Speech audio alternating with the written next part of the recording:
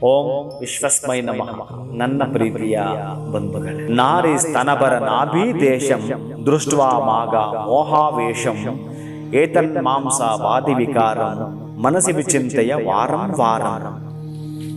ಮನಸಿ ವಿಚಿಂತೆಯ ವಾರಂ ವಾರಂ. ಸ್ತ್ರೀಯ ಸ್ತನಗಳೆಂಬ ಮೋಹದ ಪಾಶಕ್ಕೆ ಸಿಕ್ಕಿ ನಲುಗಬೇಡವ ಮನುಜ, ಅದು ಬರೀ ಮಾಂಸದ ಬಗ್ಗೆ ಮಾತ್ರ.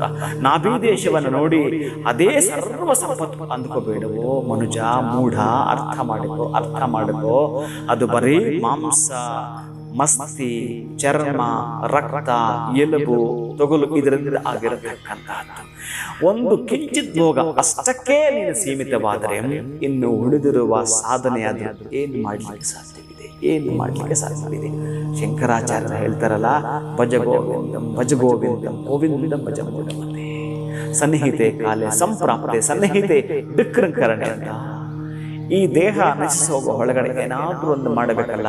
ನೀನು ಬಂದಿರೋದಾದ್ರೆ ಏತಕ್ಕಾಗಿ ಅದನ್ನೊಮ್ಮೆ ಗಮನದಲ್ಲಿ ಇಟ್ಟುಕೊಂಡು ನೀನು ಕಟ್ಟಿಕೊಂಡಿರುವ ಸಾಮ್ರಾಜ್ಯ ಇದೆಯಲ್ಲ, ಆ ಸಾಮ್ರಾಜ್ಯಕ್ಕೊಂದಷ್ಟು ಪೋಷಣೆಯೋ ಲಾಲನೆಯೋ ಪಾಲನೆ ಮಾಡಬೇಕಾದ್ರೆ ನಿನಗೆ ಅವನೊಬ್ಬನೇ ಗತಿ. ಹಾಗಾಗಿ ಅವನ ನಾಮ ಸ್ಮರಣೆ ಬಹಳ ಮುಖ್ಯವಾಗಿರುವಂಥದ್ದು.